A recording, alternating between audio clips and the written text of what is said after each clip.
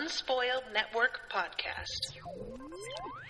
This is Spoil Me, covering the Cetagandan saga, book whatever, Cetagandan, chapters 13 and 14. In these chapters, well, we get the answer to our question. I'm gonna have a bit of a hot take on this plot so far, everybody, and I'll be very interested to hear if you agree with me or not. I guess we'll see. Welcome to Spoil Me.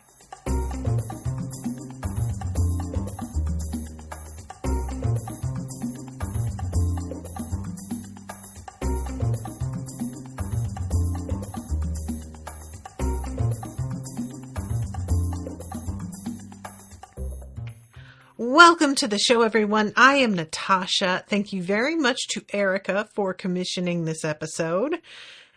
This is, I'm not going to say at all, that this book is a miss for me. That's not what I mean. But I will say that the reveal of who is behind this whole thing doesn't really hit for me because I don't know about or care about these people. Does that make sense, you guys? Do you feel me on this? Like, it was one thing when we had Metsov in the mix because we knew him from previously. One of you, I think, in the spoiler, I think it was in one of the Vorkosigan, like, spoiler-free channels mentioned that the beginning of that book was actually a short story, which does kind of make sense looking back on it, how disconnected it is from everything else. But, you know, Metsov showing up after having such an encounter, it just felt much more like, oh, okay, I have some personal interest in this because I know him and I have my feelings, very strong feelings about this character and this person. And I just really am feeling like so far, Cetagandan has felt so remote and unconnected that as much as I can understand how this matters in general to Barayar as far as like their aims to spread out and take over even more space, I don't feel that urgency in the visceral way that makes me really like concerned profoundly. And so I have wound up in this space here where we have our moment of truth, and I'm just kind of like mostly just worried about like, how is Miles going to get out of this? But I know he will. And otherwise, I'm sorry guys, before I started I had the kitten and she is creating merry hell in the background as she so often does. But yeah, I don't know. I am feeling less interested in the mystery of this book overall. And because at least Yanara was somebody that I felt like we had met and I was beginning to get a sense of, there's almost a feeling of like disappointment at the fact that actually who is behind this is a person that I don't know. I don't have any like emotions towards. Even like one of the people that Miles actually recognizes from the police is a character that he himself has a moment of like where he draws a blank on what their name even is. So I'm just kind of feeling like this one, I want to care more than I do care. And, we're not always going to knock it out of the park. It's okay. But I just wanted to say that because I was sort of wondering why during this climactic moment, I wasn't really having more of a reaction. And when I stepped back and thought about it, I was like, yeah, none of these people means anything. I think maybe if we had had more of a setup before we get to Cetagandan with a character that we had gotten to know and like, that was going to be more involved in this, then I might have more investment. But just from where I'm sitting right now, I'm sort of like, and, um, Jeff says this one definitely is more vibes than plot. Vicky says, yeah, agree with both Jeff and Natasha. Less plot, more world building on the Cetagandan culture in this one. Yeah, and it's possible like future books were going to be in Cetaganda, so we're going to get to know people and all of this retroactively. I'm going to be like, I see, she was setting things up more for this, and that book was a little bit window dressing isn't the word I want, but you know what I'm talking about, like laying the foundation for that. But yeah, I by no means do I think that this is poorly plotted. It's just that the normal, like, kind of excitement and urgency that I feel, I haven't been feeling here. Um, so let's start with chapter 13. Miles starts off feeling like, I am drained. I would really like a day off, but he can't do that. Um, Unless Ryan sent a car to the embassy to pick him up, a move so overt as to be vigorously resisted by both sets of Imperial security, it was impossible for Miles to make contact with her again until the gate song ceremonies tomorrow morning at the Celestial Garden. And he is sort of thinking over this whole thing about like the gene bank plan, and is wondering maybe if this like opportunity of extra time was actually a great idea. Later on, when he's thinking like whose idiot idea was it, he realizes like, oh, and he at first starts to be like, of course it was Ivan's idea. And then he has to stop and be like, no, no, no. You thought it was smart. You have to take credit for this as much as him.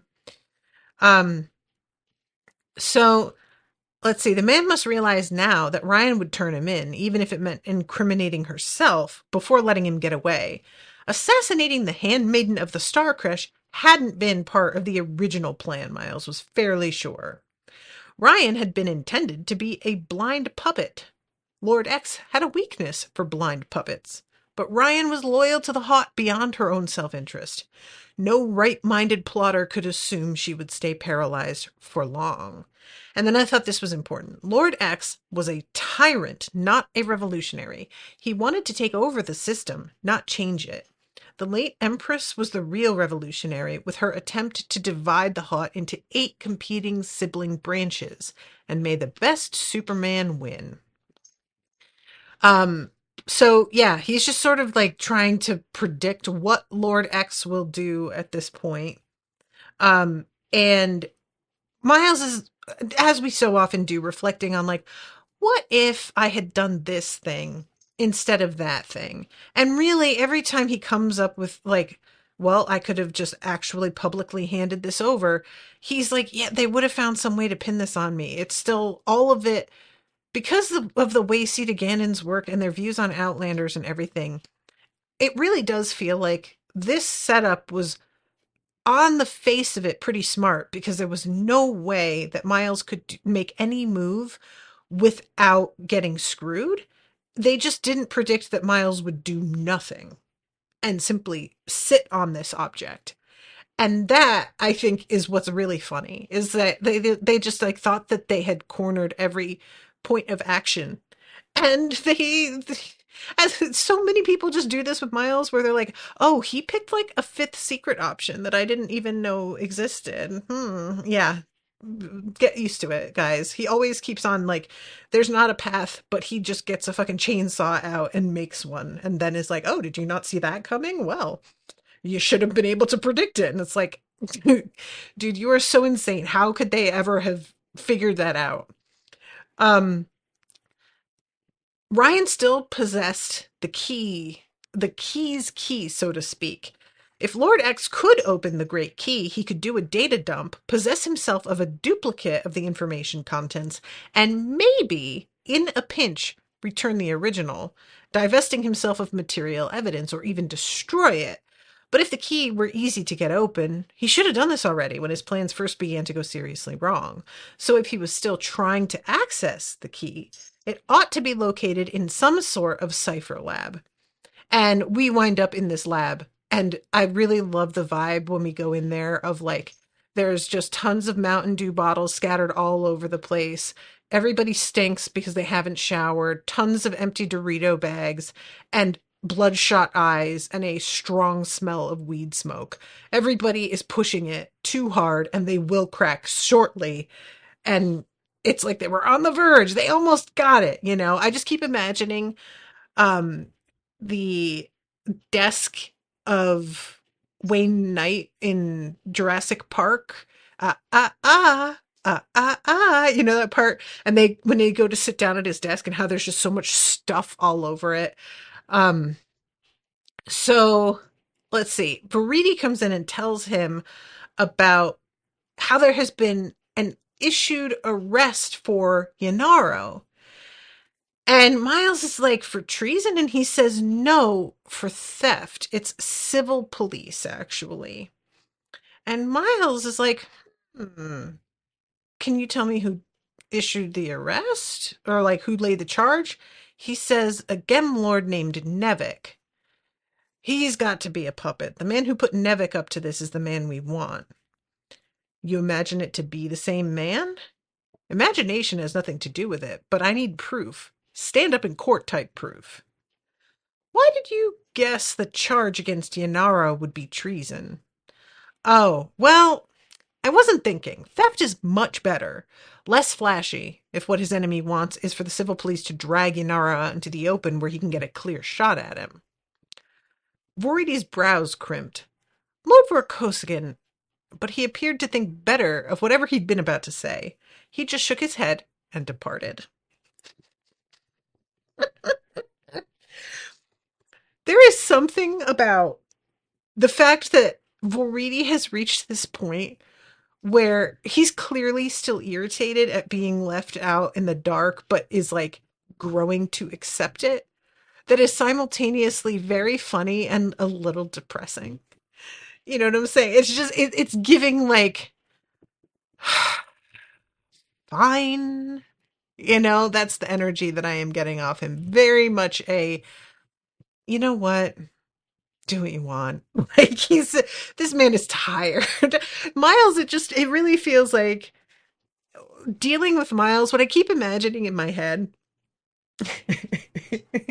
is when we first got Pippin and took him for walks. And Pippin was just, you know, he's half husky, so he pulls a lot. And there came a point where we had to get him a harness instead of using the collar because he began to damage his trachea because he pulled so hard that he was collapsing it and starting to like cough and have like problems breathing and stuff. And it was like we weren't yanking back on it. It wasn't us causing this damage. He was doing it to himself because he was relentless in his pulling forward. And I even got this like waist sort of leash in order to give myself a better center of gravity for when he pulled so that he couldn't yank me the way that he could when I was holding the leash. Well, I was pulling back against the waist thing so much that I began to get lower back pain. So finally, I have found this new thing that it's like basically a harness that I step into that has two clips in the front and it's around my hips. And I have to put him on that. And like I have tried so many different leash training tips and done training with him continuous like it doesn't work. And anybody who has tried to train a husky, you know. I'm sorry if this bell on this kitten is bothering you. Hold on. Take this little thing off of her because there we go. Now she'll be silent. She can run around and she can be quiet. But yeah, if you've trained a husky, you know that they don't want to be trained. Like huskies just do what the fuck they feel like doing.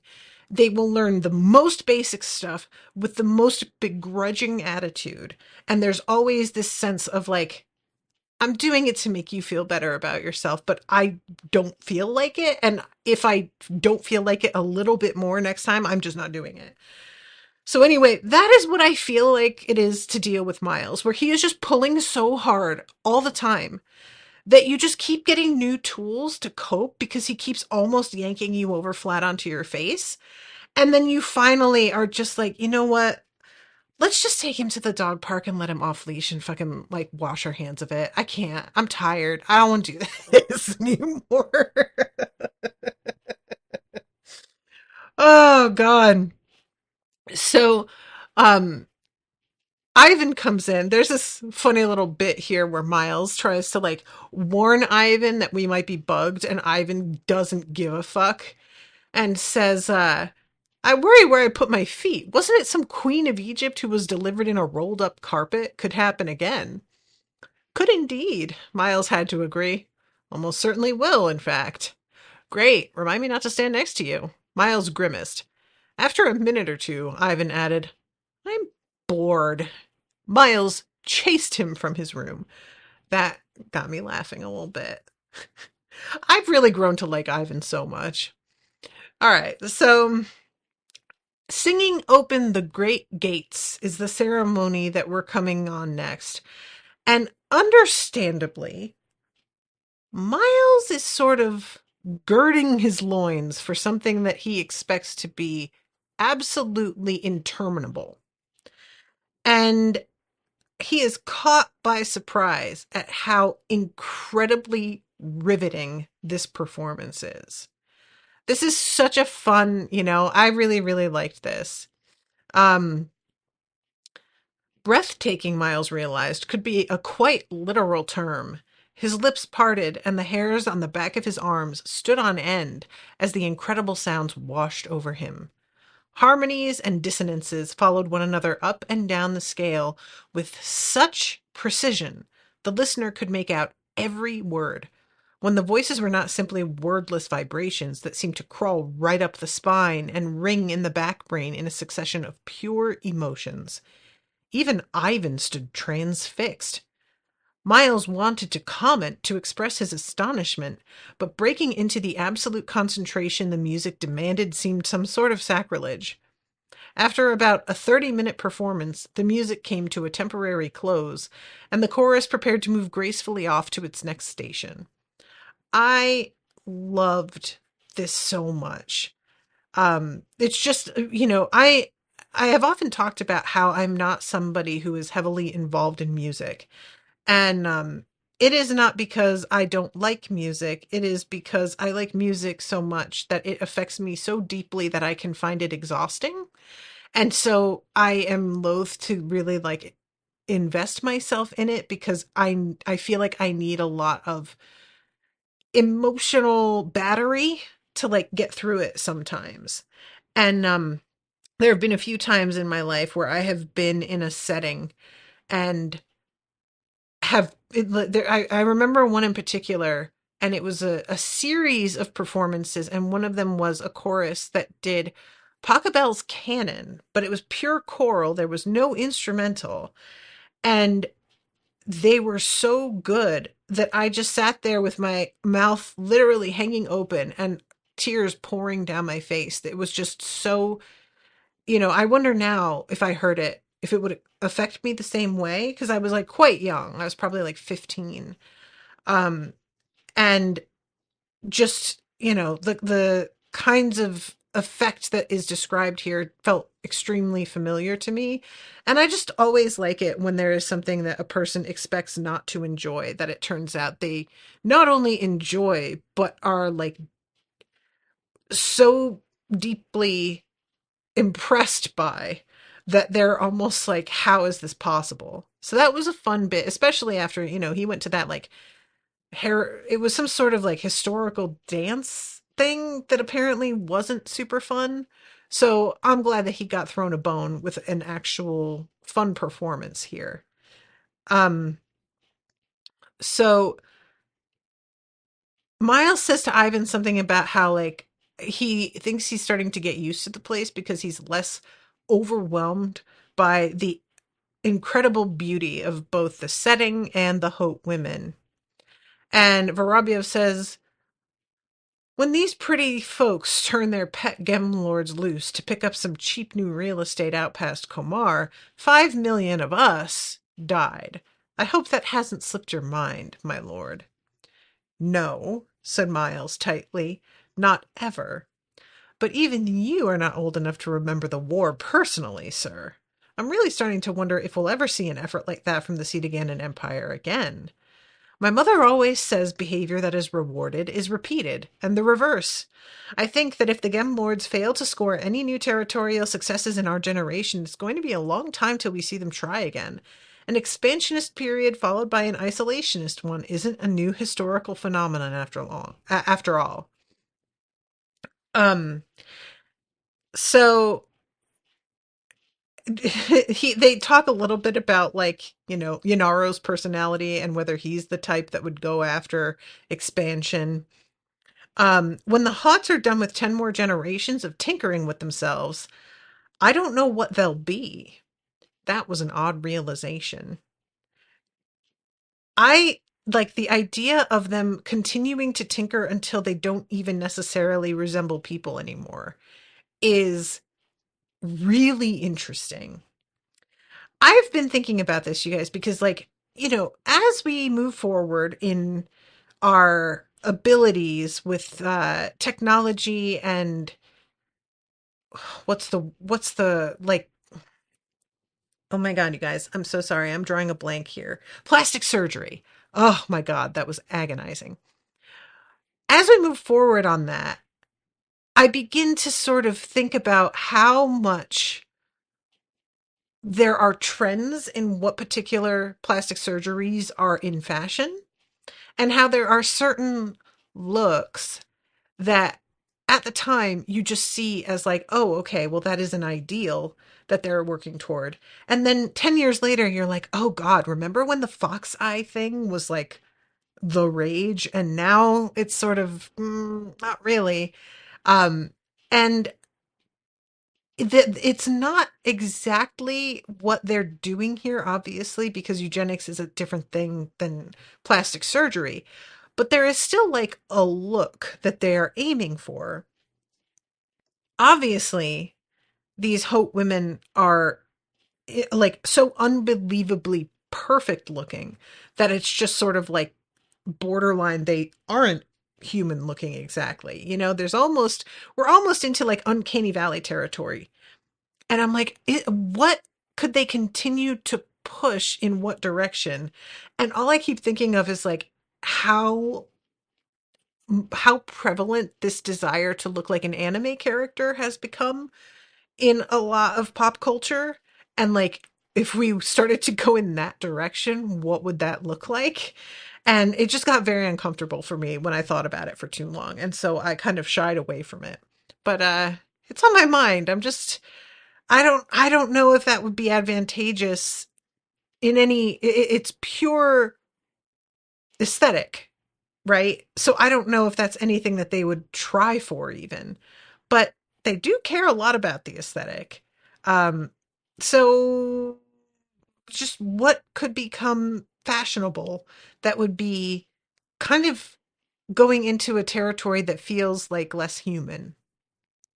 Um, Universal Conquest may seem like a crude, dull game from their childhood after that, or else they'll be unstoppable. So they have this breakfast, and this kitten is here again. Um, When the contact did come at the buffet after the fourth and last choral performance, Miles almost missed it. He was making idle chit-chat with Verity, reminiscing about Kiroslav district baking styles, and wondering how he was going to distract and ditch the man. Miles had reached the point of desperation, of fantasizing slipping Ambassador Vorobyev an emetic and sicking, so to speak, the protocol officer on his superior while Miles ducked out, when he saw out of the corner of his eye Ivan talking with a grave Ba servitor. He did not recognize this Ba. It was not Ryan's favorite little creature, for it was young and had a brush of blonde hair. Blonde hair. Are Bas shaved to be bald? I thought that they were bred bald.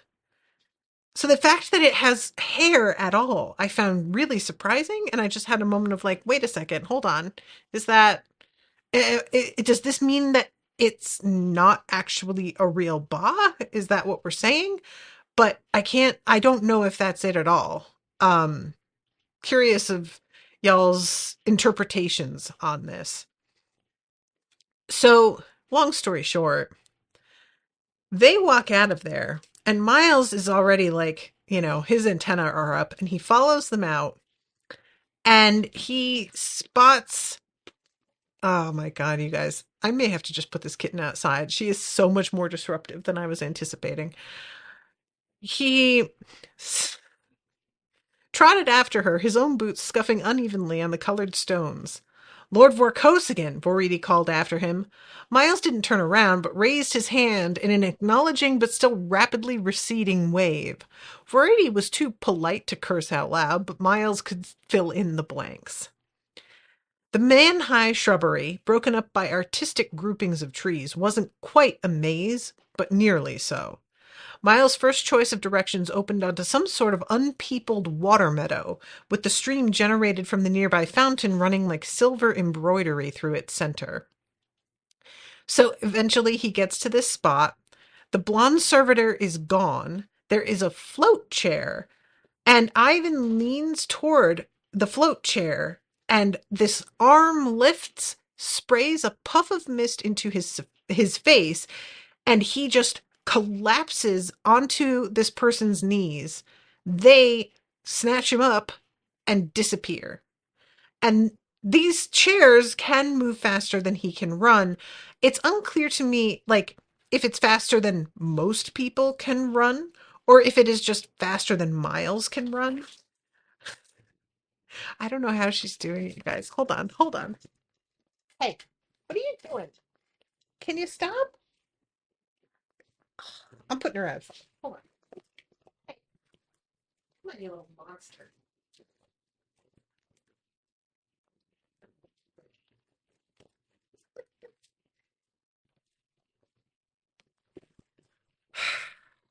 Sorry about that interruption, everybody. But anyway, what I'm saying is, like, I don't believe that these chairs could outstrip somebody like who was of average uh health and speed if they were flat out sprinting or anything. But I am curious if they are faster than somebody could jog if they were trying not to cause a scene. I don't think Miles is really giving a shit about causing a scene at this point. I think he would be willing to if he thought that that would fix things.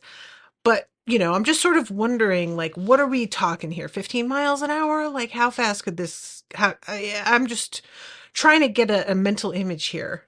Um, so he follows it out, and he comes out into this area where there's a bunch of hope bubbles, and they're all just like gliding around at the same pace, and there is no way to tell which one has Ivan. Um, so Veriti shows up again and is like, "Where is Vorpatrol?" And Miles is like, "I don't know. I'm trying to find out." They put in a call to a boss servitor to like, please track him down. And then here comes one of the guards.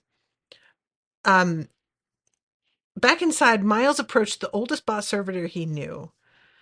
I must communicate immediately with the Hope Ryan dead tier. It's an emergency. So the Ba gets in contact, hands over its comm to Miles, and he explains like they've grabbed up Miles. So she says, "Oh fuck, I know what's going on. I'm going to send my servitor to you. We are going to handle collecting Ivan again." Um, Miles tells, is it Veriti, or I think it's Veriti who comes back.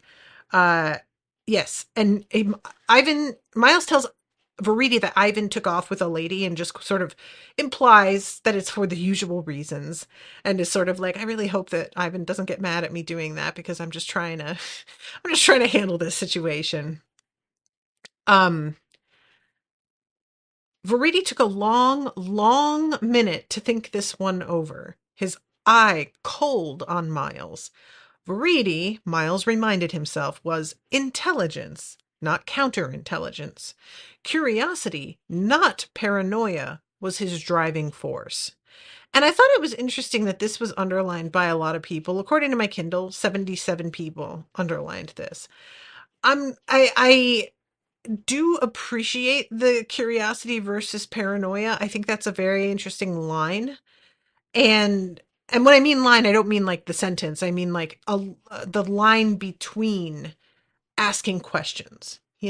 What is motivating you to do so? And eventually Miles says, "Please just trust my competence here. I'll do my best." He went to the open side of the pavilion and stepped down into the artificial sunlight just as a float car arrived that was not funerarially decorated.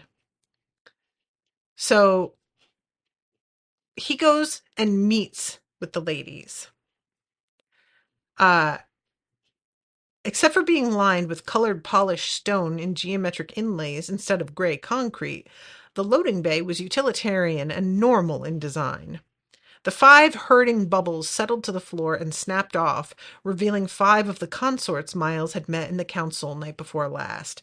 The 6th bubble remained stubbornly up, white and solid and impenetrable. So he asks, "Is Ivan in there at the 6th bubble?" And everybody's like, "Yeah, pretty sure." So Ryan goes up to this bubble and is like, "Drop this or I am going to handle you." And the bubble is just like, no, doesn't respond, nothing. And then Ryan brings out this object that pops it, for lack of a better way to put it. The float chair fell to the floor with a reverberant thump, all power dead. A yelp floated from a cloud of white fabric and brown hair. And this is when Miles realizes that Ryan has access to something that is normally only for the Empress. So that means at this moment, Ryan is functioning as the Empress and has not really, he hadn't been considering things from that point. And it's sort of a humbling moment.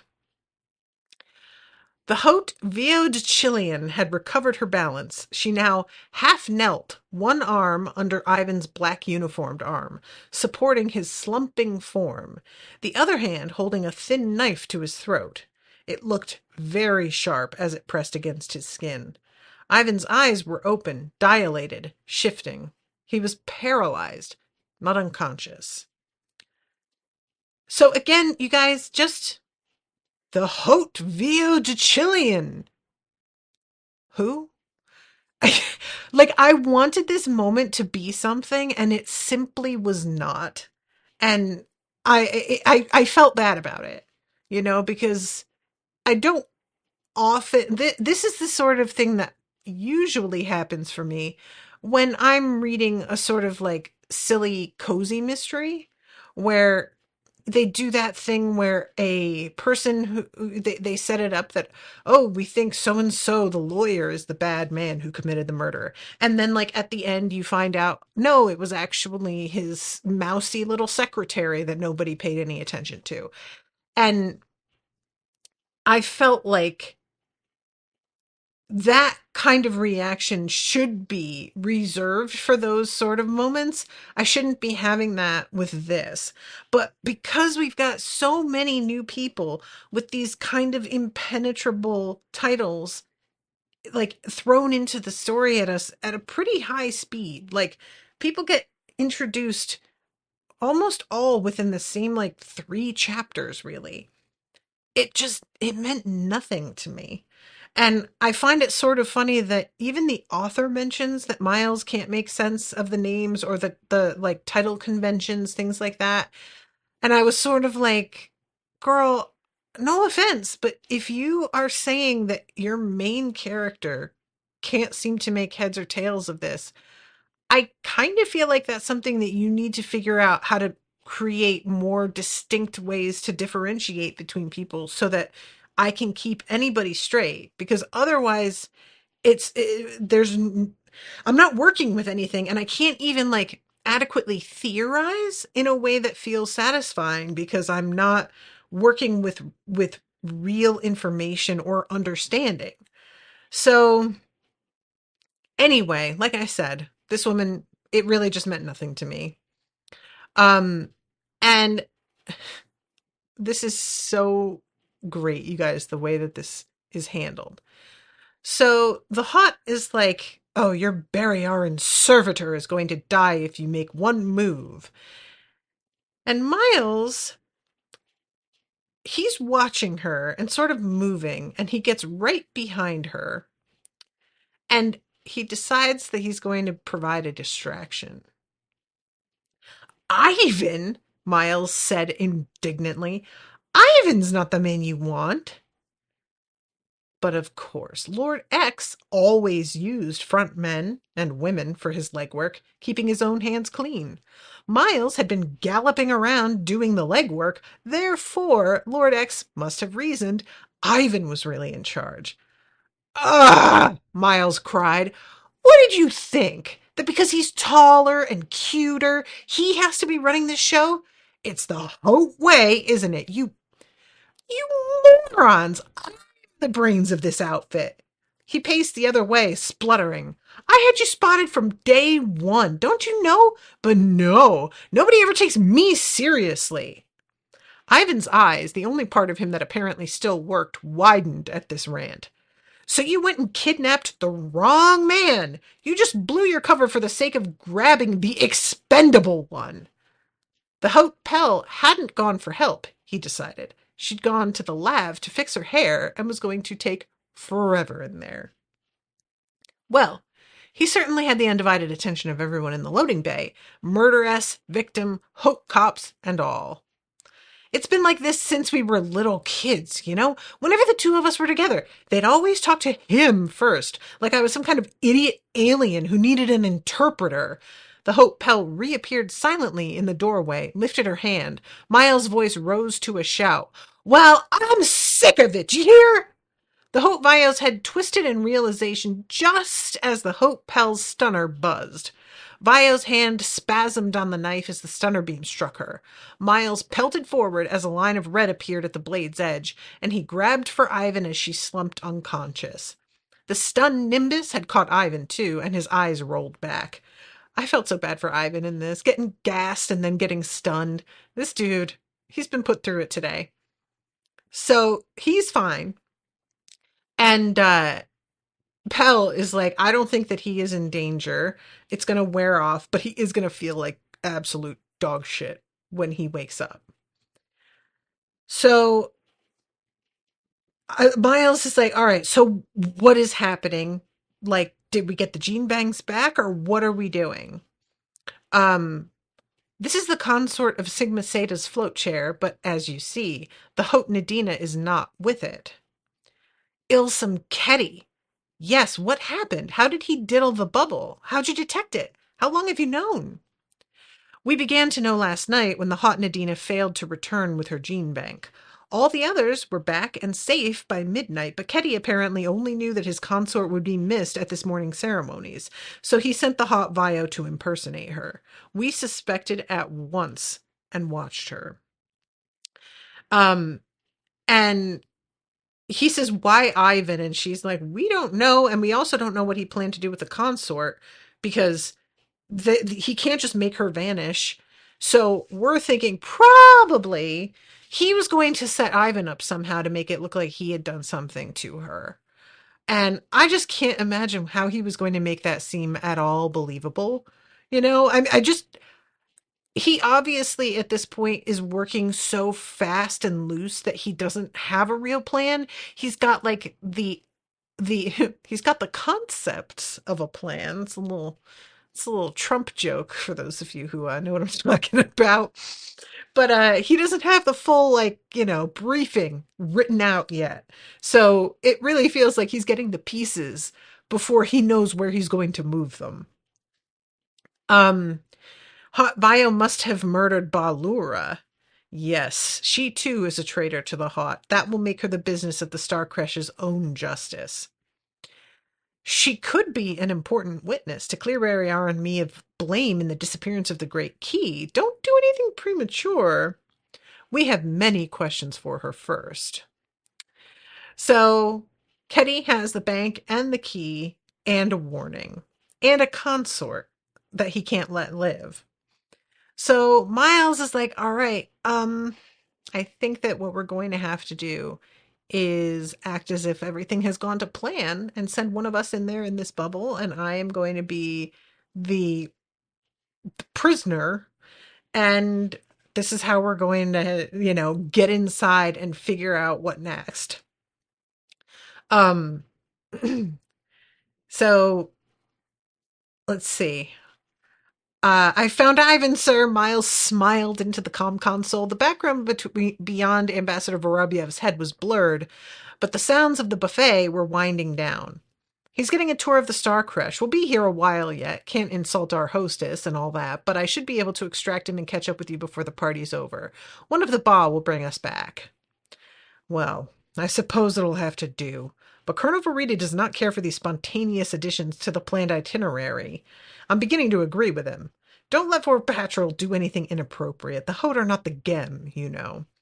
Yes, sir. Ivan's doing just fine. Just how did he obtain this extraordinary privilege anyway? Oh, well, Ivan couldn't let me score a coup he couldn't match. I'll explain it all later. Must go now. I'll be fascinated to hear it, the ambassador murmured dryly. Miles cut the calm before his smile fractured and fell off his face. I loved that line. I really, really did. So Pell is the one that's going to sit in the float chair, and Miles is going to be the one that is taken prisoner. Um, so let's see. I'm trying to find how we move forward here because I don't want to like read every bit of dialogue, obviously. Uh, Here it is. The Hope Pell had filled her sleeves with most of the little items she had taken from the Hope Bio. The little items did not, alas, include energy weapons, the power packs of which would set off security scanners. Not even a stunner, Miles thought with morbid regret. He took his place again at Pell's left side, perched on the cushioned armrest, trying not to feel like the ventriloquist dummy that he glumly fancied he resembled. I was so glad that she like made that joke because I couldn't figure out why imagining him sitting on the arm of the chair was making me cackle so much. And once she pointed that out, I was like, oh, that's it. I truly, you guys, was just sort of, this is hilarious, but why? And that's definitely it. That was absolutely the image in my head, and I just wasn't quite able to like pin it down. Um, Miles felt a brief pang in his heart that Pell, and not Ryan, was his companion in arms. It was essential not to place Ryan, the most credible witness of Ketty's treason, in Ketty's power, and he liked Pell's style. She'd already demonstrated her ability to think fast and clearly in an emergency. And she also has a sense of humor, blah, blah, blah, all of this. It's all pointing to how much Miles in his heart really knows that Ryan is just not really the personality match at all for him. But it doesn't matter because she's so hot, who cares? It's just whatever. Personality, schmersonality.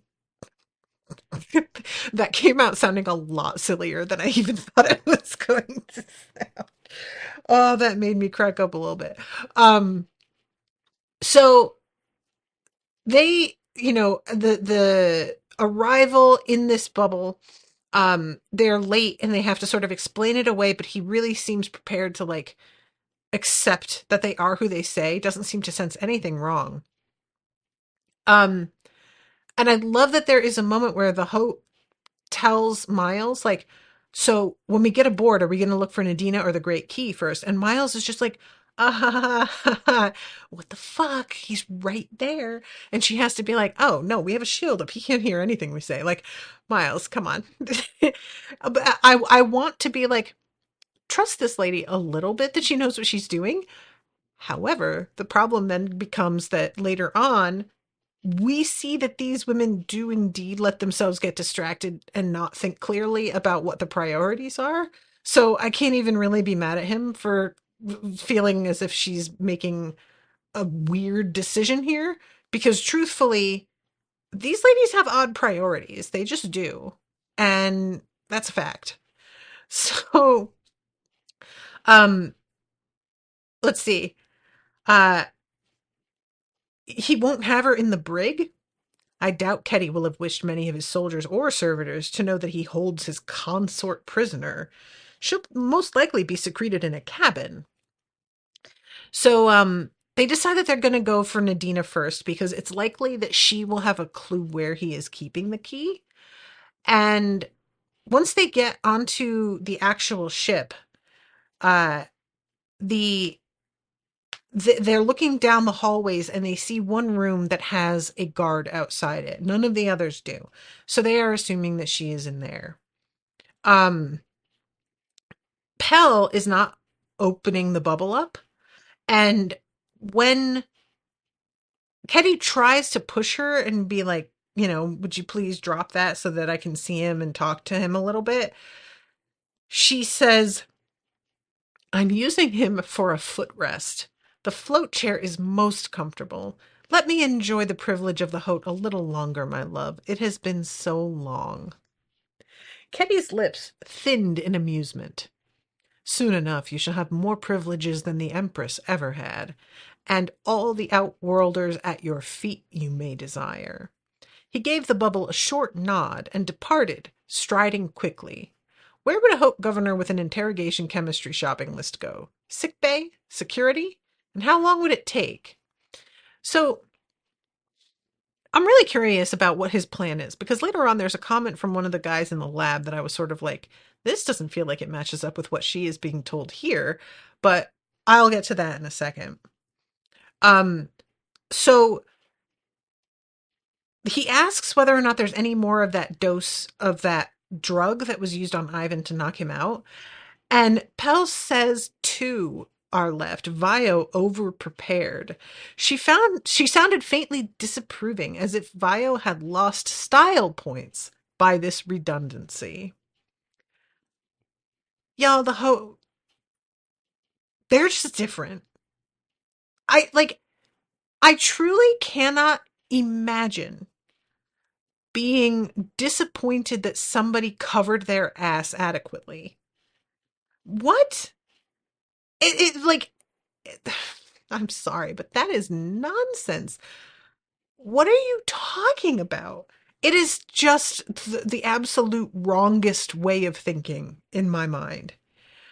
Um, so they take this bubble up over to one of the guards and gas him, open the thing up, and they come inside.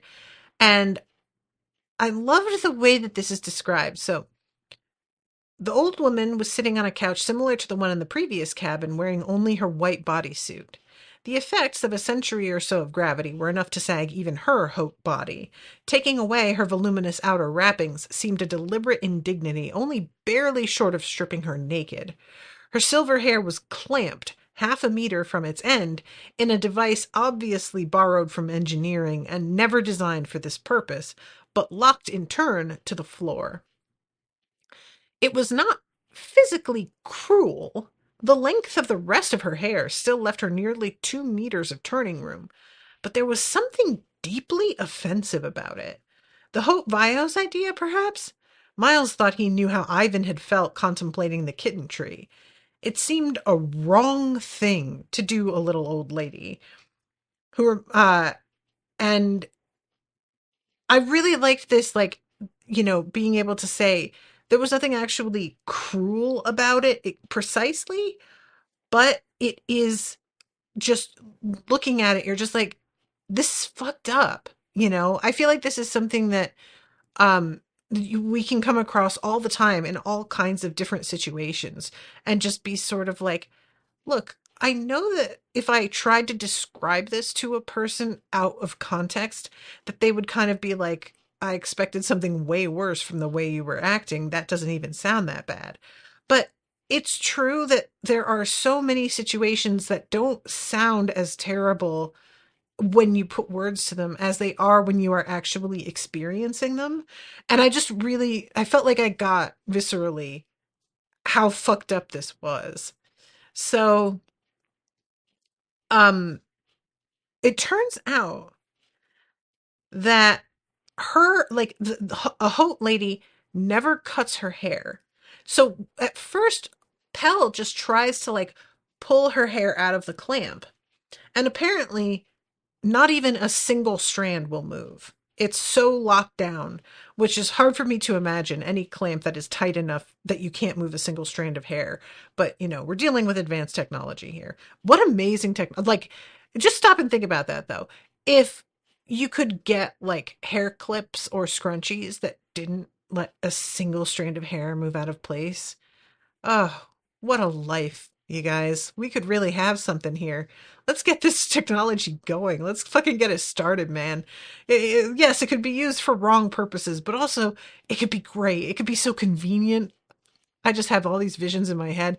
You'll know that anytime that we have a future society in a book and they describe something that's like much nicer and more convenient for hair care, this is how I reacted to the Hunger Games as well. She has this like thing she stands on and puts her hands flat on, and a current runs through her, and her hair just fluffs out behind her perfectly dry instantly. And I just like started drooling at the very thought of it.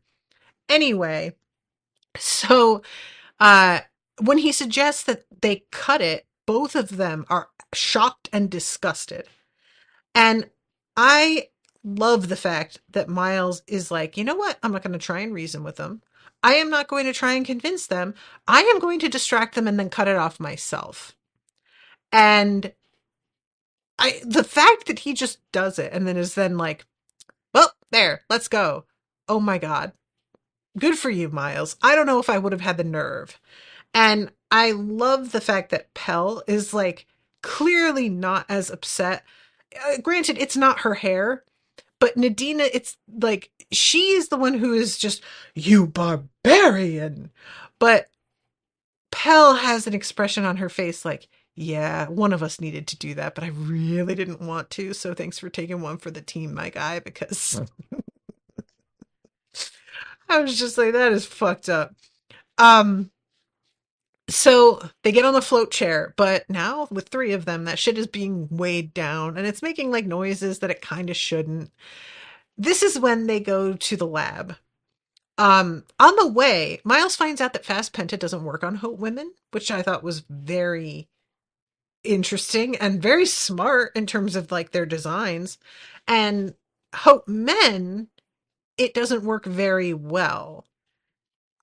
Why is it that women are immune and men are only like less affected? Why wouldn't they make it so that men are simply unaffected? I was really curious about that. It sort of feels like the more we get to know Cetagandan societal structure and culture, the more I begin to be like, the women are absolutely in full control, actually. They're letting the men think they are, but that's not at all what's actually happening. And I feel like it's kind of fun, having these like hope bubbles as well. It's like, okay, we're going to make ourselves unbelievably gorgeous, so beautiful that we're literally seen as like trophies.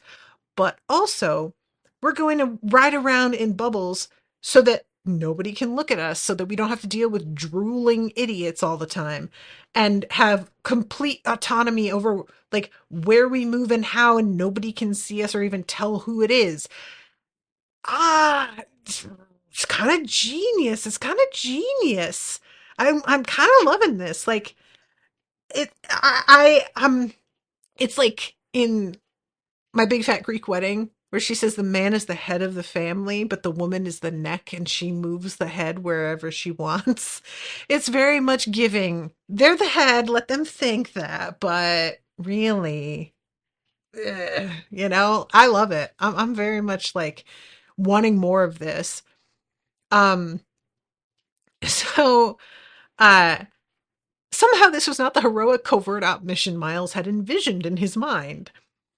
And they come to this blank door. Miles says, how do we get in? Knock? I suppose so, said Pell. She dropped her forescreen just long enough to do so, then raised it again. I meant that as a joke, said Miles, horrified.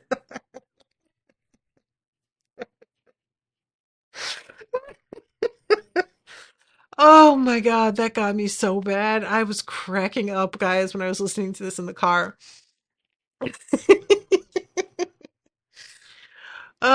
So like I said, we get let into this lab and these men, they do not look okay. They're subsisting on like junk food and protein shakes and caffeine pills. And this is the point where he is looking at this particular guy and is like, "Wait, what's his name? General Naru, right?"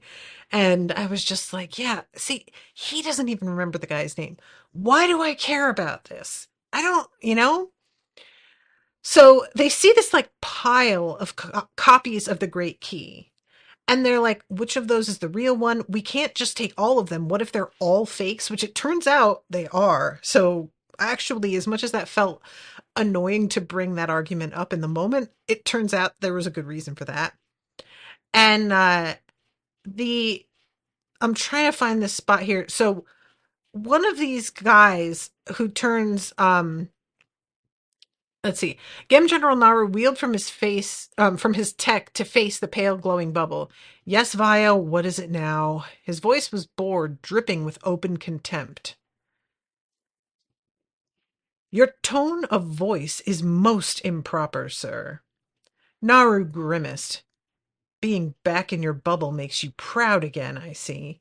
Enjoy it while it lasts. We'll have all of those damned bitches pried out of their little fortresses after this. Their days of being cloaked by the Emperor's blindness and stupidity are numbered, I assure you. Hote Vio. So, Ketty is like, you're going to have all these privileges. The whole thing is going to be making you basically like even higher on the social ladder than the Empress. But then this guy says this thing that really points to the opposite of that happening. So I'm trying to decide whether or not this man is being misled or if Hope Vio is being misled. I have to assume it's Hope Vio because you're going to have to get all of these men cooperating with you.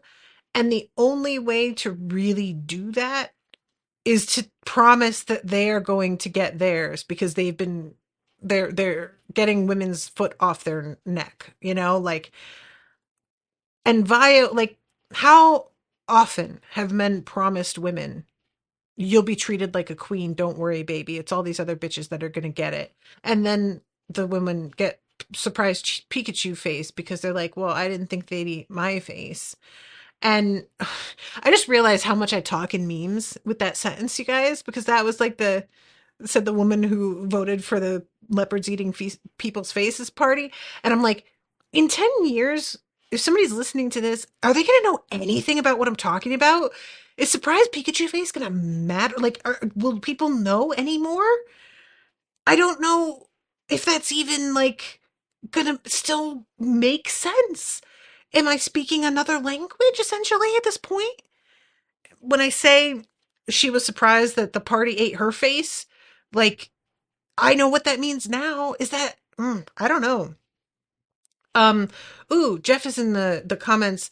Um does this mean Vio is a pick me? Oh yeah, absolutely. Yeah, exactly. That's exactly what I'm saying. I have to assume, but it yeah, yeah, they're probably lying to her. They're probably lying to her. I'm assuming that. Um, let's see. Was that the bribe Ketty had offered Naru? The promise the new regime would open the closed doors of the Star Crash and shine light into every secret place held by the Hot Women. That he would destroy the Hot Women's strange and fragile power base and put it all into the hands of the Gem generals, where it obviously, to Naru, belonged. So was Ketty stringing Naru along? Or were they near equal co-plotters? Near equal, Miles decided. This is the most dangerous man in the room, maybe even on the ship. So, I'm running out of time here, but eventually they get their hands on all these keys and are trying in the room to see if they work. And Miles realizes that they have the fucking thing with them. Um, I'm trying to find the spot here. Where is it? Uh, I'm sorry, he yells at her for like bringing it with her, and I can't find the spot here. But anyway, he's just like, but they have all of us. What the fuck? Now we are going to be screwed. And just here, the door opens, and there's a man who is in Ketty's livery who goes down, because Miles fires on him. Uh, and Miles is like, Pell, put your force screen up now, now. So the overall, like, when they had taken the stack of fake keys, Miles realizes that none of these are the real one, because what they're doing here is trying to crack the code for getting into the real one. So probably that is like in one of the machines that is sort of scanning it. Um, this one was braced in a calm light beam. Miles yanked it from its place and sprinted back to Pell. We've got the key, we've got Nadina, we've got the goods on Naru, we've got it all. Let's go. And of course, this is when they get interrupted. Um, they have gassed Naru, but Naru sees it coming and manages to dart away. I was so irritated that he was like decent enough at his job that he could tell. Like, it's just he is on alert more than I expected for somebody who is so exhausted seeming. And I really thought that he would be a little bit easier to drop than he turns out to be. Um, let's see. Uh,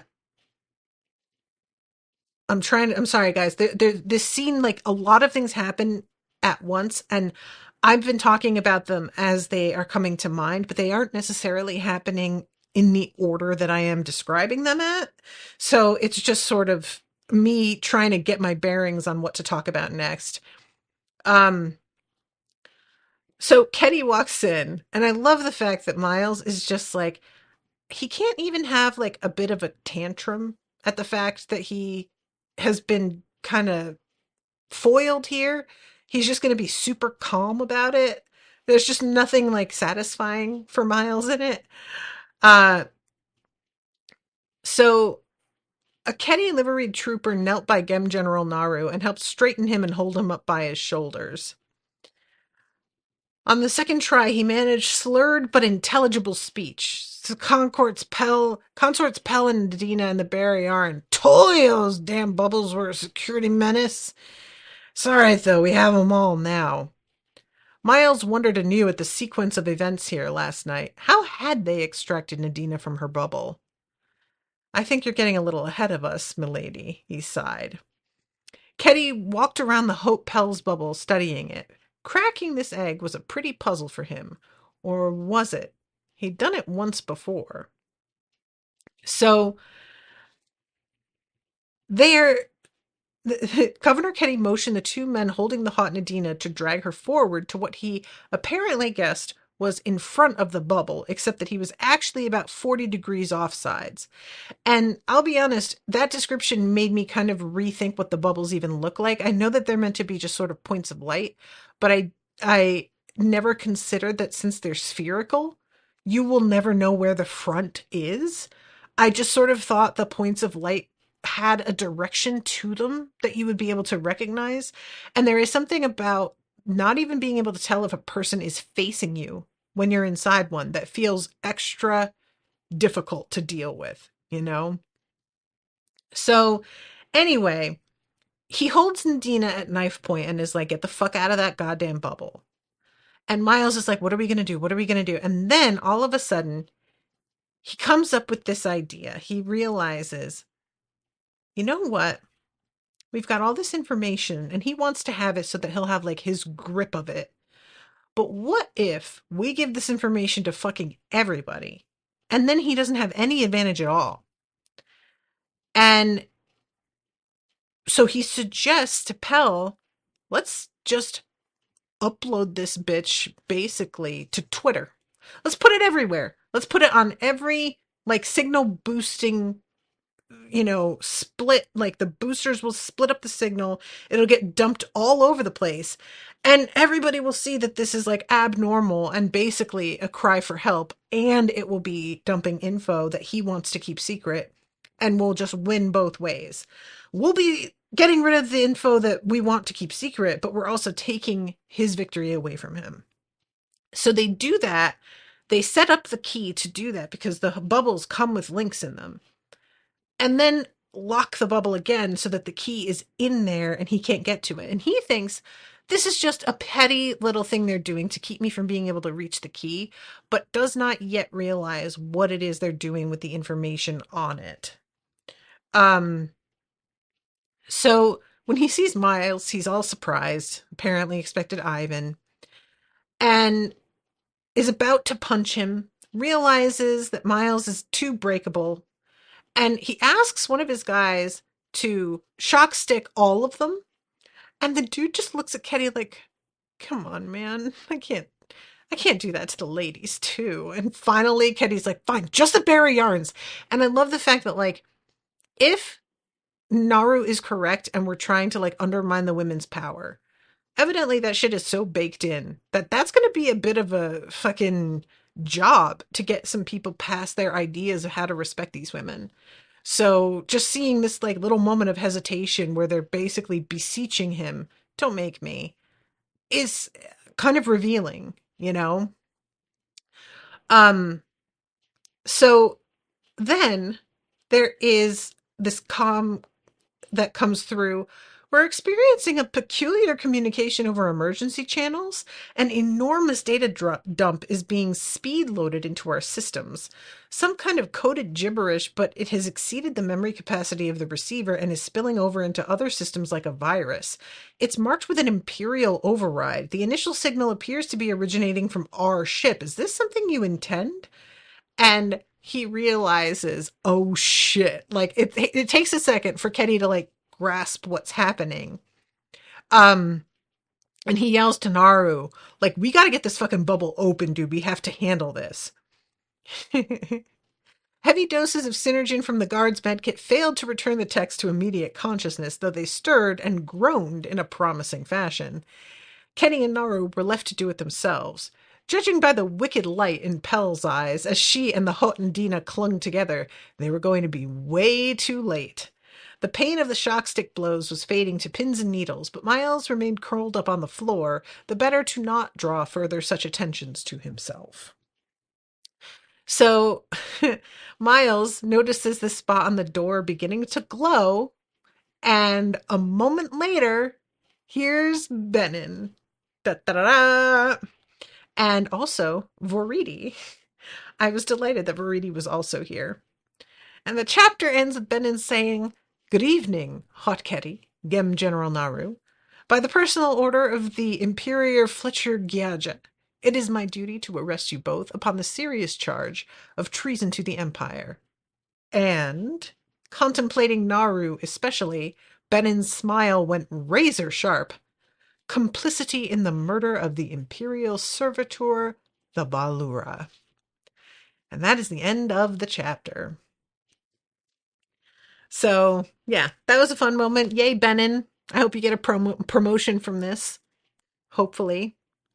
And Miles, take a vacation. Can you imagine? Miles on vacation. He would find something. He would still find something. He's just the type. Oh, guys. All right. I'm way over time, so I got to wrap. But thank you all again so much for joining me. Appreciate you all so much. And I will see you next week with a new episode. Until then, toodaloo, motherfuckers.